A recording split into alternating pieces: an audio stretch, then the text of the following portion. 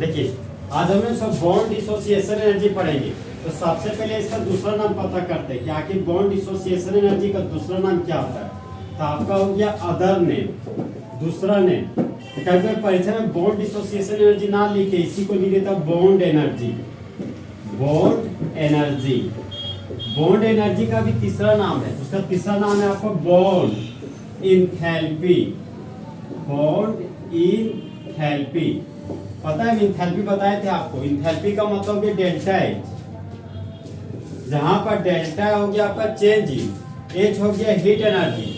तो change in heat energy को क्या बोलते थे हम लोग? इंथैल्पी। क्या बोलते थे? इंथैल्पी, सिर्फ इंथैल्पी बोलते थे हम लोग। फिर बॉन्ड डिसोसिएशन एनर्जी सर हम लोग कहाँ पे पढ़ते हैं? तो देखिए बॉन्ड डिसोसिएशन एनर्जी ना, एक मोल बॉन्ड को तोड़ना है। तो एक मोल को बॉन्ड को तोड़ने के लिए जो मिनिमम अमाउंट ऑफ एनर्जी हम लोग देंगे वही हमारा बॉन्ड डिसोसिएशन एनर्जी कहलाएगा। लेकिन सर ये एक मोल बॉन्ड सॉलिड का तोड़ेंगे कि लिक्विड का तोड़ेंगे, गैस का? तो ध्यान रखिएगा सिर्फ और सिर्फ gaseous phase. Gaseous phase, phase का मतलब अवस्था होता है, बताओ आपको फेज का मतलब अवस्था, तो सॉलिड लिक्विड गैस, इसी को फिजिकल प्रॉपर्टीज भी हम लोग बोलते हैं। ठीक है, अब देखिए बॉन्ड डिसोसिएशन एनर्जी का दूसरा नाम क्या हो गया? बॉन्ड एनर्जी, और तीसरा नाम आपका बॉन्ड इंथैल्पी। तो बॉन्ड डिसोसिएशन एनर्जी में कितना बॉन्ड तोड़ना है? एक मोल बॉन्ड। दो मोल बॉन्ड लीजिएगा तो नहीं टूटेगा इस नियम के अनुसार। फिर जो वन मोल बॉन्ड तोड़ने के लिए मिनिमम अमाउंट ऑफ एनर्जी लीजिएगा कि मैक्सिमम अमाउंट? Minimum amount. और जिस बॉन्ड को तोड़े उसका फेज अवस्था क्या होना चाहिए? Gaseous phase. अगर सॉलिड फेज में वो तभी बॉन्ड टूट जाता है, लिक्विड फेज में वो तो भी बॉन्ड टूटता है, और गैसियस फेज में वो तभी बॉन्ड टूटता है। लेकिन फिलहाल जो आज हम लोग पढ़ रहे सिर्फ और सिर्फ गैसियस फेज के लिए, समझे? हम लोग जानते हैं जो सॉलिड होता है वो क्या होता है? Metal, solid metal. Non metal आपका सॉलिड भी होता है, लिक्विड भी होता है और गैस भी होता है। और जो आपका हाँ फिर मेटलॉइड, मेटलॉइड के ऊपर दोनों कैरेक्टर हो सकता है, सॉलिड भी हो सकता है और लिक्विड भी हो सकता है। मेटलॉइड के एग्जांपल बताए थे आपका बोरोन, सिलिकॉन, जर्मेनियम, भूल गए आप? एंटीमनी, समझे? फिर बिस्मथ बोले ये याद रखिएगा, सिर्फ इसको सिर्फ इतना याद रखिए, यही पॉइंट। इसका मेटल और नॉन मेटल दोनों का नेचर पाया जाएगा ना, वही मेटलॉइड कहलाएगा, समझे? उसी को बता दो, मतलब पूछ रहे परसेंटेज कितना परसेंटेज, वो क्या कुछ नहीं क्या बॉन्ड डिसोसिएशन एनर्जी। तो पहला है हम लोग हाइड्रोजन गैस ले रहे हैं, ये मेरा हाइड्रोजन गैस। तो हाइड्रोजन गैस है, देखिए आप यहाँ कुछ नहीं लिखा हुआ, मतलब ये एक मोल है, ठीक है? कुछ नहीं लिखा हुआ मतलब 1 मोल है। ये मेरा 1 मोल हाइड्रोजन गैस हो गया। देखिए हाइड्रोजन हाइड्रोजन के बीच सिंगल बॉन्ड बना हुआ है, तो हम लोग जानते हैं हाइड्रोजन भी नॉन मेटल, ये भी हाइड्रोजन नॉन मेटल, और नॉन मेटल के बीच बनने वाला बॉन्ड क्या होता था? Covalent bond. तो इसी कोवेलेंट बॉन्ड को तोड़ने के लिए जो मिनिमम अमाउंट ऑफ एनर्जी देंगे उसी को क्या बोलेंगे? Bond dissociation energy. देखिए इस बॉन्ड को हम लोग तोड़ने जा रहे हैं, तो जब इस बॉन्ड को तोड़े तो हमको 436 किलो जूल एनर्जी देना पड़ा, तब यह 2 पार्ट में टूट गया आपका। एक हाइड्रोजन फॉर्म में टूट गया, फिर ये हाइड्रोजन फॉर्म में टूट गया। ये भी गैसियस फेज, ये भी गैसियस फेज। तो बोल सकते हैं ये 1 मोल हाइड्रोजन एटम है, ये भी 1 मोल हाइड्रोजन एटम है। तो 1 मोल कितना हो गया? 2 मोल। यहाँ पर फाइनली में इस तरह लिख सकते 2 मोल हाइड्रोजन एटम गैसियस फेज में टूट गया, समझे? तो 1 मोल गैसियस H2 को तोड़ने के लिए कितना एनर्जी बाहर से दे रहे हैं हम लोग? 436 किलो जूल। तो ये मेरा 2 मोल ऑफ हाइड्रोजन एटम में टूटा, जो कि वो भी हमारा क्या है? गैसियस फेज में। यहाँ पे एक चीज महसूस कर रहे हैं आप, जो 436 किलो जूल है ना बॉन्ड एनर्जी, यहाँ पर आपका बॉन्ड एनर्जी हो गया आपका प्लस 436 किलो जूल। जिसे देखते हुए बैंक में 2 प्रोसेस होता है, एक होता है डिपॉजिट, होता है विड्रॉल। देखते हुए जब पैसा जमा करते हैं तो वह पॉजिटिव साइन से दिखा देता है, और जब पैसा निकालिएगा तो उसी को नेगेटिव साइन से दिखाता है। तो ये प्रोसेस बता रहा है, समझे? पॉजिटिव लिख दिया कि मतलब पैसा डिपॉजिट हो गया, आपको नहीं बोला कि मैंने 500 रुपये जमा किया, प्लस आगे मतलब जमा ऑलरेडी जमा ही किया तभी प्लस आया। माइनस का मतलब कि आपने पैसा निकाल लिया, तो आप नहीं बार बार बोलिए 500 रुपये निकाल लिए। नेगेटिव का मतलब अपने आप बता देगा कि आपने पैसा निकाल लिया। तो उसी तरह केमिस्ट्री में भी है, जब पॉजिटिव साइन रहेगा ना तो इसका मतलब हो गया आपने एनर्जी दिया, और नेगेटिव साइन रहेगा मतलब वहां से एनर्जी आपका निकला। तो जब आप एनर्जी दीजिएगा तो वह आपका एंडोथर्मिक प्रोसेस कहलाएगा, और जब एनर्जी निकलेगा तो वह हमारा एक्सोथर्मिक प्रोसेस कहलाएगा। तो एंडोथर्मिक को हम लोग बोलते हैं उष्मशोषी, और एक्सोथर्मिक को बोलते हैं ऊष्मक्षेपी प्रक्रिया। यहाँ पर ये हमारा जो प्रोसेस है वो कैसा प्रोसेस है, एंडोथर्मिक प्रोसेस।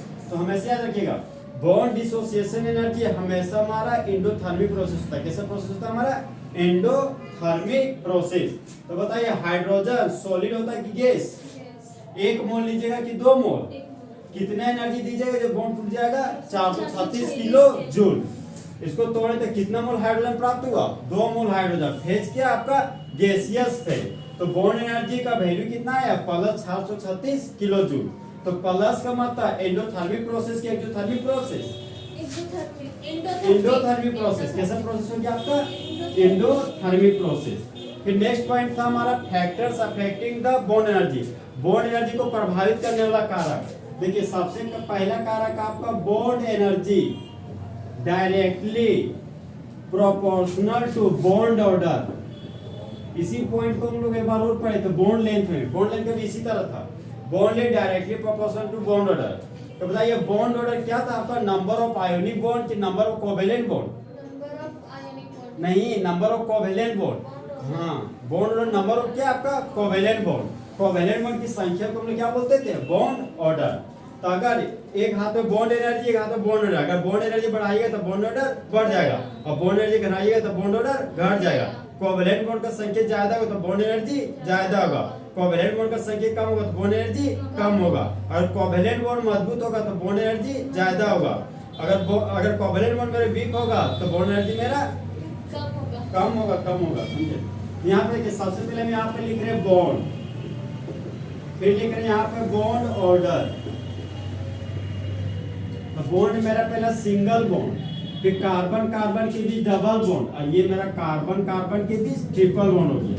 तो बताइए कार्बन कार्बन नॉन मेटल है, यहाँ बनने वाला बॉन्ड कोवेलेंट बॉन्ड है, तो कोवेलेंट बॉन्ड कितना हो गया 1, तो बॉन्ड ऑर्डर कितना हो गया यहाँ पे 1, यहाँ पे bond order 2, triple bond carbon में बॉन्ड ऑर्डर 3।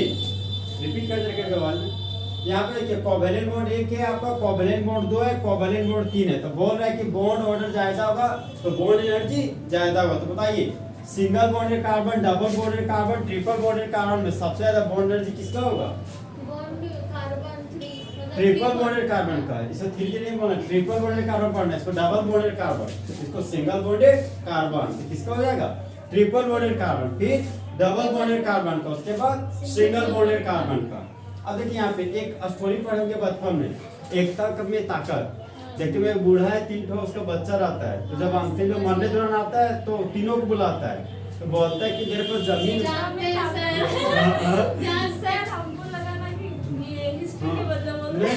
हम वही स्टोरी बताते हैं। लेकिन तू क्या करता था, लकड़ी का टुकड़ा तीनों बेटा को देता था। एक को मान लीजिए हमें केमिस्ट्री आ रहा है, तो वो है तो एक मान लीजिए कि कार्बन कार्बन है तो उसको दिया एक सिंगल बॉन्ड, एक भाई को दिया एक डबल बॉन्ड दिया, और एक भाई को दिया ट्रिपल बॉन्ड। तो सिंगल बॉन्ड से ज्यादा एनर्जी आपको डबल बॉन्ड तोड़ने में लगेगा, और डबल बॉन्ड ज्यादा एनर्जी आपको ट्रिपल बॉन्ड में लगेगा। इसके पीछे वजह क्या, देखिए पहला बॉन्ड सिग्मा बॉन्ड, और सिग्मा बॉन्ड और स्ट्रॉन्ग बॉन्ड है। अब यहाँ पे देखिए sigma bond pi bond, pi bond एक वीक बॉन्ड है, लेकिन सिग्मा बॉन्ड तो मजबूत है ही है, इसके अलावा भी तो पाई बॉन्ड है, उसको भी तोड़ने में थोड़ा ज्यादा एनर्जी लगेगा। फिर यहाँ पे देखिए एक सिग्मा बॉन्ड बचा हुआ 2 पाई बॉन्ड, तो सिग्मा बॉन्ड तो तीनों में कॉमन हो गया, लेकिन यहाँ पे देखिए 2 पाई बॉन्ड हो गया, जिसमें और ज्यादा एनर्जी लगेगा तीनों बॉन्ड को तोड़ने में। समझे रीजन। तो बॉन्ड एनर्जी किसका डायरेक्टली प्रोपोर्शनल है, बॉन्ड ऑर्डर का। तो single bonded carbon, double bonded carbon, triple bonded carbon, सबसे ज्यादा बॉन्ड एनर्जी किसका होगा आपका, ट्रिपल बॉन्डेड कार्बन। अब बॉन्ड लेंथ सबसे ज्यादा नहीं, सिंगल बॉन्डेड कार्बन का था 1.5 एंगस्ट्रॉम, डबल बॉन्डेड कार्बन का था 1.34 एंगस्ट्रॉम, और ट्रिपल बॉन्डेड कार्बन का है 1.20 एंगस्ट्रॉम।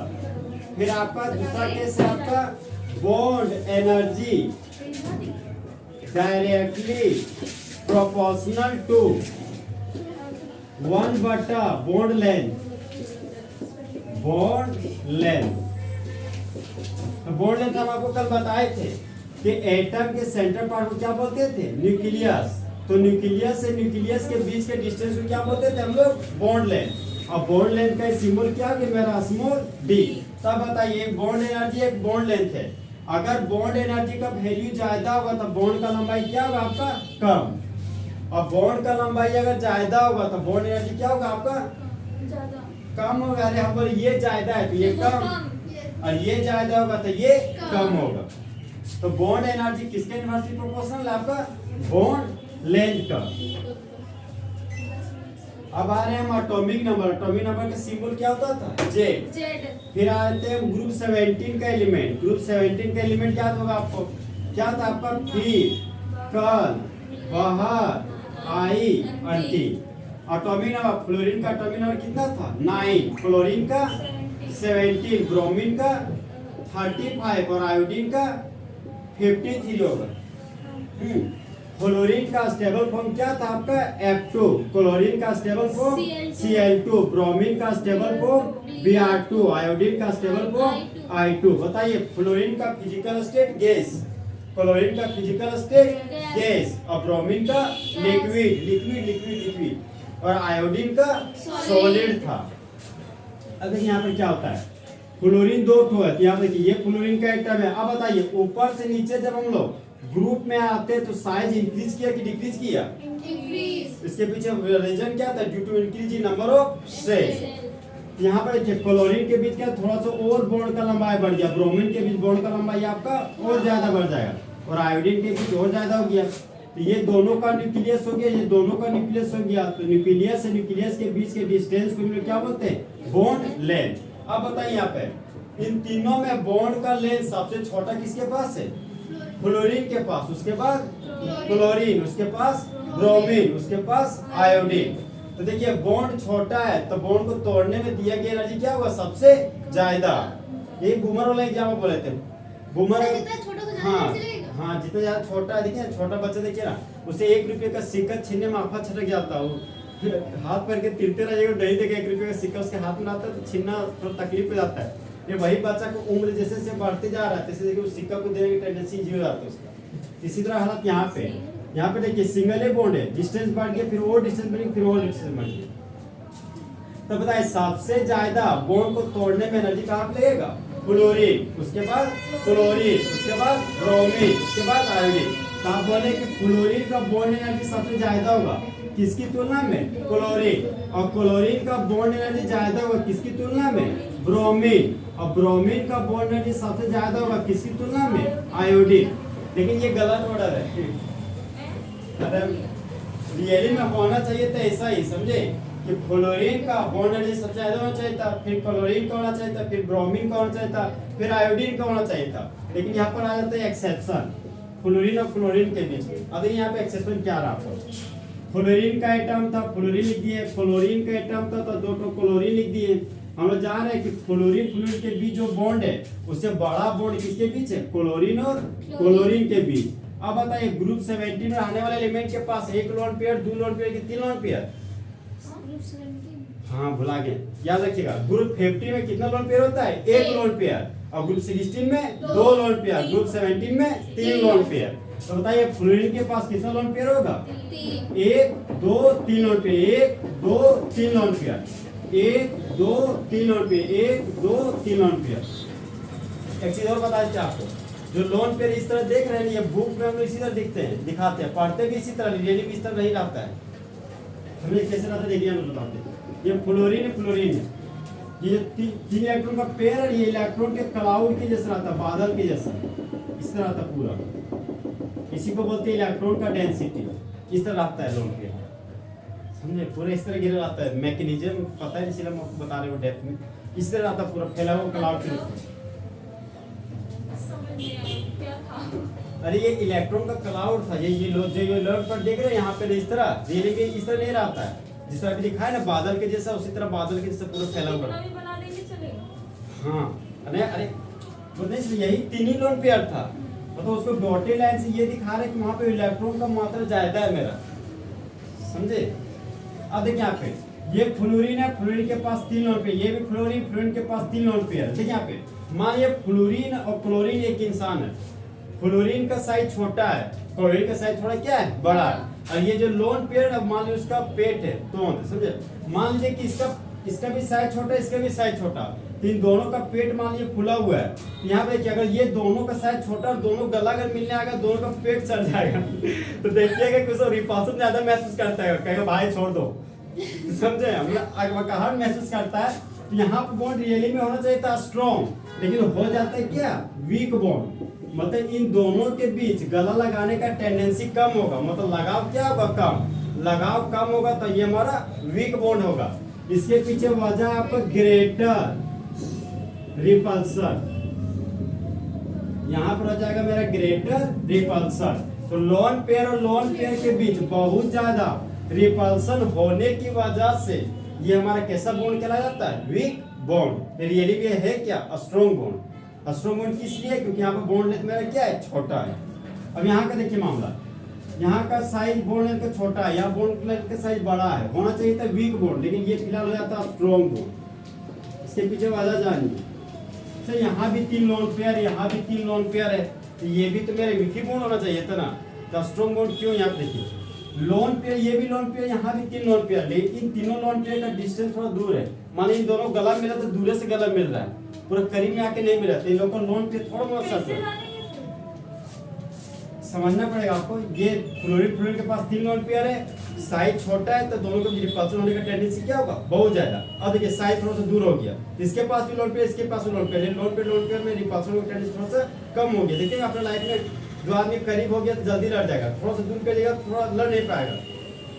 अपने लाइफ में हम लोग देखते हुए यही चीज, कोई लातों मारेगा तो हाथ सटेगा तभी ना लात लगेगा उसको। उस तरह यह हालत लोन पेयर के साथ है। लोन पेयर बेहद करीब है, तो ये लोन पेयर इसको रिपल्सन कर रहा है, ये लोन पेयर इसको धक्का दे रहा है, तो लोन पेयर में रिपल्सन होने की वजह से ये मेरा वीक बॉन्ड हो जाता है कंपेयर टू क्लोरीन मॉलिक्यूल। तो क्लोरीन ब्रोमीन आयोडाइड में सबसे ज्यादा इलेक्ट्रॉन बॉन्ड को तोड़ने के लिए जो एनर्जी लगेगा वो आपको क्लोरीन का होगा, उसके बाद होगा आपका फ्लोरीन का, फिर होगा वही ऑर्डर, फिर ब्रोमीन का होगा, और फिर कहाँ होगा आपका आयोडीन का। ये वर्ड याद रखना पड़ेगा एग्जाम में पहले फ्लोरीन होता फिर क्लोरीन होता। हाँ आगे पीछे जाता, समझे। इसके पीछे रीजन आपको पूछेगा, तो रीजन आपको ये याद रखना पड़ेगा आपको कि क्लोरीन का इसलिए ज्यादा होता है क्योंकि ये एक तरह का स्ट्रॉन्ग बॉन्ड है, और स्ट्रॉन्ग बॉन्ड इसलिए क्योंकि यहाँ पर रिपल्सन क्या होता है, कम। रिपल्सन कम इसलिए होता है क्योंकि इन दोनों के बीच बॉन्ड का लंबाई थोड़ा सा बड़ा है, किसके कंपेयर में, क्लोरीन के कंपेयर में। ये क्वेश्चन एग्जाम में एक बार आया हुआ है। हाँ बताते ना ऑब्जेक्टिव के साथ। देखिए एग्जाम में क्वेश्चन किस तरह पूछा, बोलता है which of the following has highest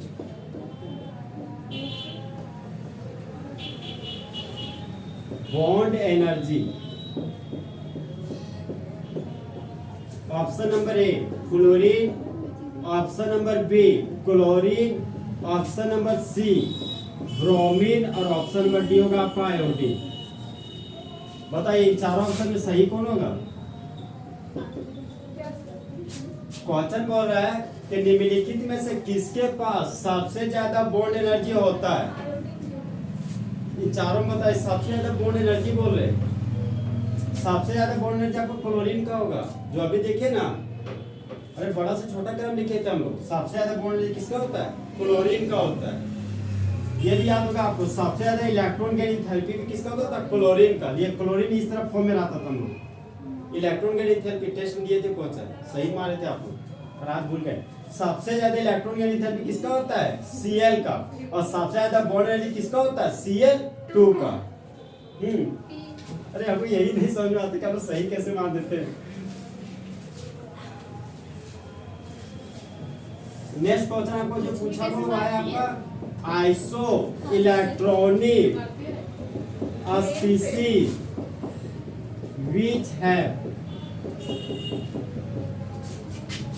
which have same bond length,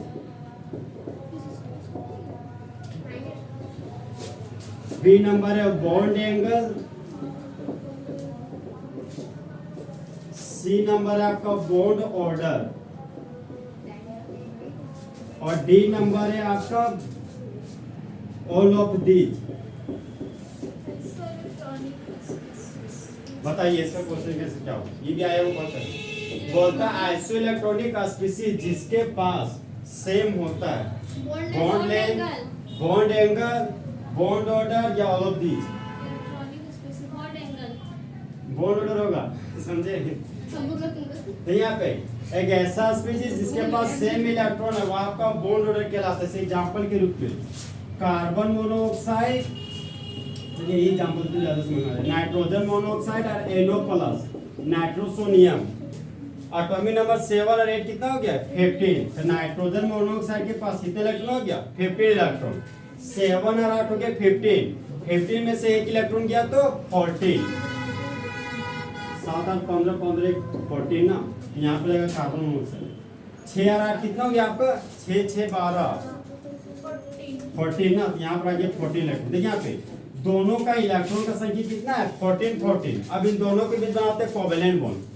carbon है ऑक्सीजन है, ऑक्सीजन का वैलेंस इलेक्ट्रॉन 6 हो गया तो ऑक्टेट कंप्लीट करने के लिए 2 इलेक्ट्रॉन चाहिए, तो 2 इलेक्ट्रॉन शेयर किया 3 4 5 6 इलेक्ट्रॉन। कार्बन भी 2 इलेक्ट्रॉन शेयर किया, बच गए 2 इलेक्ट्रॉन। अब देखिए दोनों इलेक्ट्रॉन आपस में जुड़कर बॉन्ड बना लिया। अब इस ऑक्सीजन के पास 2 4 6 8 इलेक्ट्रॉन, ऑक्सीजन का 8 पूरा हो गया। इस कार्बन के पास है 2 4 6 इलेक्ट्रॉन, इस कार्बन का 8 इलेक्ट्रॉन पूरा नहीं है। ये 2 इलेक्ट्रॉन कोऑर्डिनेट बॉन्ड बनाते हैं। एक इलेक्ट्रॉन खुद रखा, एक इलेक्ट्रॉन कार्बन को दिया, दोनों इलेक्ट्रॉन आपस में जुड़कर बॉन्ड बना लिया। अब इस कार्बन के देखिए 2 4 6 2 8 इलेक्ट्रॉन। फिर इसमें NO प्लस में आते हैं नाइट्रोजन ऑक्सीजन, और ये जो प्लस चार्ज है ना हमेशा सेंट्रल एटम के पास होता है। तो सेंट्रल एटम आपका नाइट्रोजन हो गया। ऑक्सीजन का वैलेंस इलेक्ट्रॉन 6 हो गया, तो 8 पूरा करने के लिए 2 इलेक्ट्रॉन चाहिए, तो 2 शेयर किया 3 4 5 6। नाइट्रोजन में देखिए 2 शेयर किया, नाइट्रोजन के पास होता है 5 इलेक्ट्रॉन, तो 2 ये भी शेयर किया, बच गया 3। 3 में से एक लूज कर दिया, बच गया कितना 2 इलेक्ट्रॉन। तो बचे हुए 2 इलेक्ट्रॉन यहाँ पर रखिए, इसी 2 इलेक्ट्रॉन यहाँ पर लिख सकते लोड करके रूप में। दोनों इलेक्ट्रॉन आपस में जुड़कर देखिए बॉन्ड बना लिया। अब ऑक्सीजन के पास के 2 2 4 2 6 8 इलेक्ट्रॉन, ऑक्सीजन का 8 पूरा हो गया। नाइट्रोजन के देखिए 2 4 6 इलेक्ट्रॉन, नाइट्रोजन का आपका ऑक्टेट कंप्लीट नहीं हुआ, तो ये 2 इलेक्ट्रॉन क्या बनाएगा कोऑर्डिनेट बॉन्ड। एक इलेक्ट्रॉन खुद रखेगा ऑक्सीजन, एक इलेक्ट्रॉन नाइट्रोजन को दिया, दोनों इलेक्ट्रॉन आपस में जुड़कर बॉन्ड बना लिए। अब नाइट्रोजन का देखिए 2 4 6 2 8 इलेक्ट्रॉन, ऑक्सीजन का 2 4 6 2 8 इलेक्ट्रॉन, तो दोनों का ऑक्टेट क्या हो गया कंप्लीट। क्या हो गया आपको रे सीसी कर रहे यहाँ पे देखिए, तो यहाँ पे कार्बन ऑक्सीजन के बीच बनने वाला कोवेलेंट बॉन्ड कितना है 3, तो यहाँ पर 3 लिख दिए। नाइट्रोसोनियम आयन में बनने वाला कोवेलेंट बॉन्ड 3 है, तो यहाँ पर 3 लिख दिए। तो बॉन्ड ऑर्डर मेरा कितना हो गया 3। देखिए जिसके पास सेम इलेक्ट्रॉन उसके पास बॉन्ड ऑर्डर भी क्या होता है सेम। ये ऑप्शन क्यों मारे आप समझ में आया, जिसके पास इलेक्ट्रॉन का संख्या सेम होता है उसका बॉन्ड ऑर्डर भी सेम होता है। इसी क्वेश्चन का जाएगा ऑप्शन नंबर सी आपका बॉन्ड ऑर्डर। अब बहुत कंफ्यूज करा देते हैं हम।